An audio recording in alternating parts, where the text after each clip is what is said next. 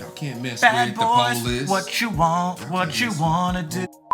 Fix this. Here's your fix it ticket. Cool. Peace out. Oh, I got a question. Nah, no, you don't. No, you don't. If it's not, what would you do for a Klondike bar? I don't want to hear it. I don't need the 20 degrees. All right.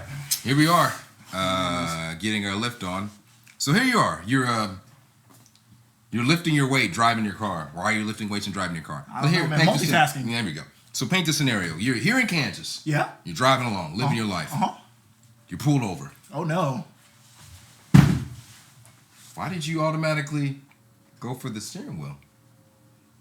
Because it's focus on the road, you know? You're focusing on the road? Yeah. Okay, so you get pulled over. Mm-hmm. Okay, what if I told you that sometimes that's unnecessary for them to be doing that?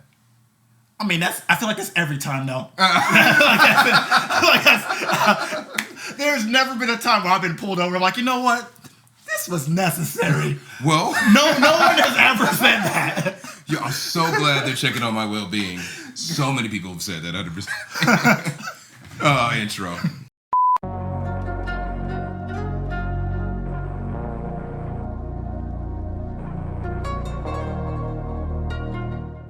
A cop pulls you over for a minor traffic violation. After giving you a warning or a ticket, he says drive safe and starts walking away.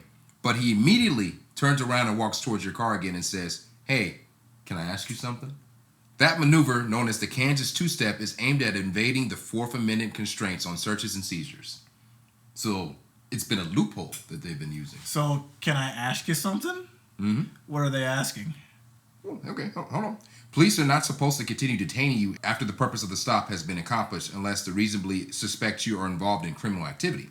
The two-step is designed to extend the encounter by making it voluntary, giving the officer a chance to elicit incriminating information. Asking for permission to search your car and or walk a drug-sniffing dog around the vehicle. The answer is no to the question. That's what that's end of the video. The answer is no. Just say no. But it's something I didn't realize that Kansas is one of the few places that does this. Or maybe I don't know if they're the only one that does it. But apparently it's a maneuver they use to get more out of you.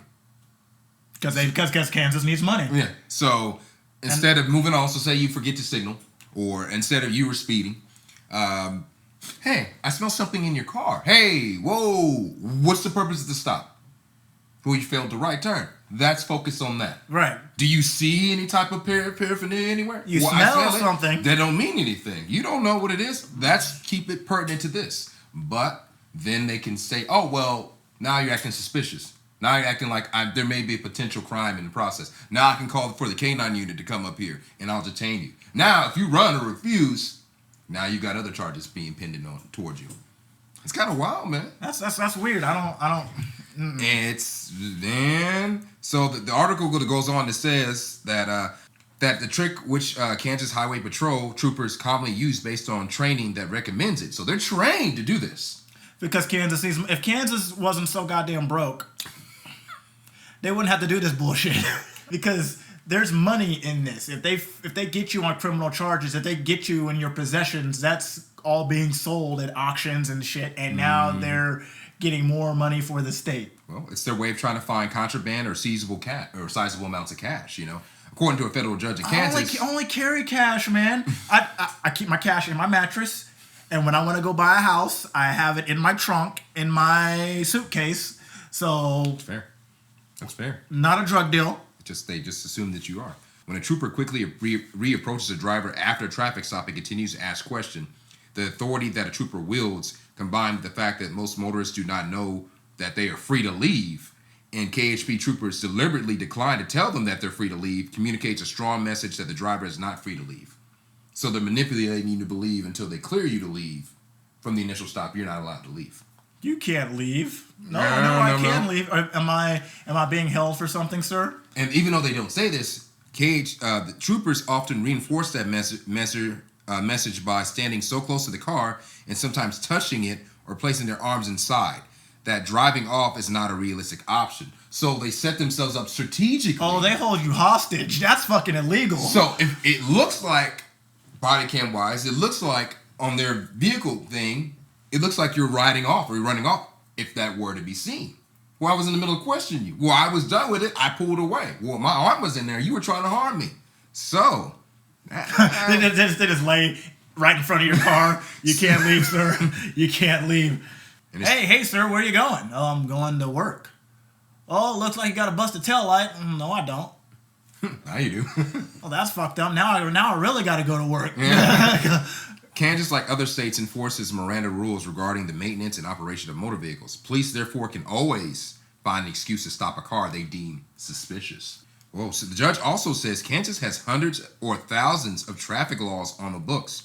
These traffic laws give KHB troopers innumerable amount of reasons to stop motorists for violations which may involve public safety, but stops are actually intended to investigate drug crimes for which they have little to no evidence.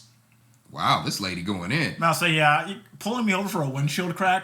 Mm-hmm. Like, how are you pulling me over for a windshield crack on my front windshield when you pull me over from behind? Come on. You know, hey, good questions. Good questions, man. These are all good questions. And here's another thing. A police officer willing to follow any driver for a few blocks would therefore always be probable cause to make a stop. Who hasn't been followed? You're driving. You're doing everything right.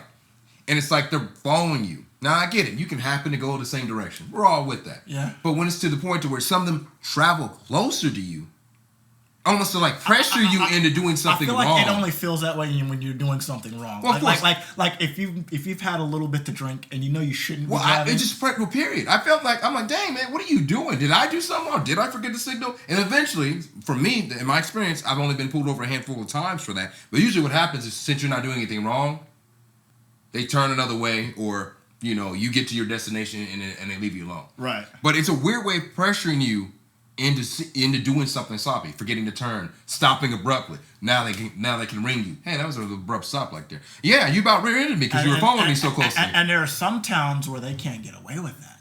Like, you heard of Hell's Angels, right? Mm-hmm. Yeah, the cops don't like the Hell's Angels because they can't control them. See that. So if you find yourself being followed, just roll on into a Hell's Angels camp, and they'll be like, whoop whoop whoop. How many of those are here? No, well, how many of those like black people?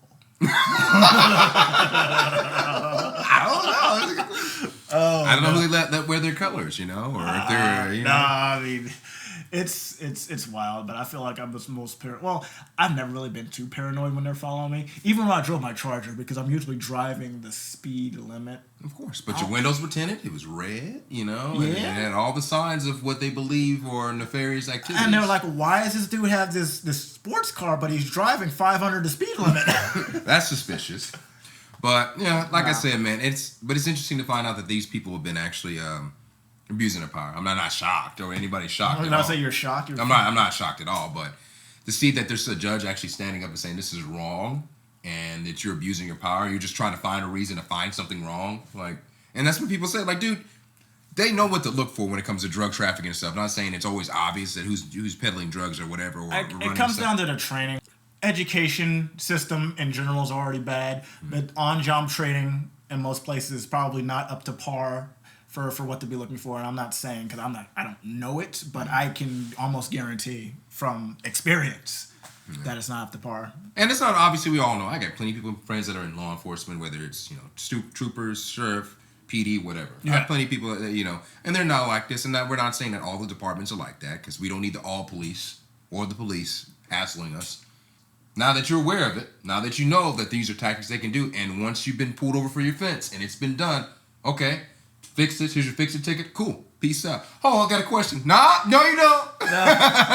No, you don't. If it's not, what would you do for a Klondike bar? I don't want to hear it. I don't need the 20 degrees.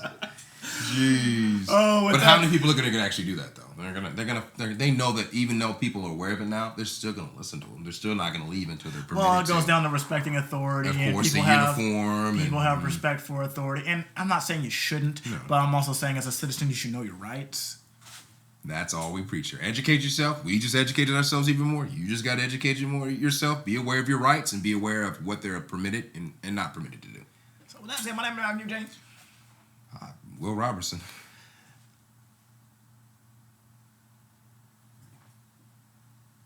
There's a little red button down there. Hit that subscribe button, please. Like, comment, share, do all that. Hit up the algorithm. Check out these other videos. Do it. We've got plenty of content, guys. Let's do it. Let's get us to 1,000. That's the goal. Appreciate it. We're out.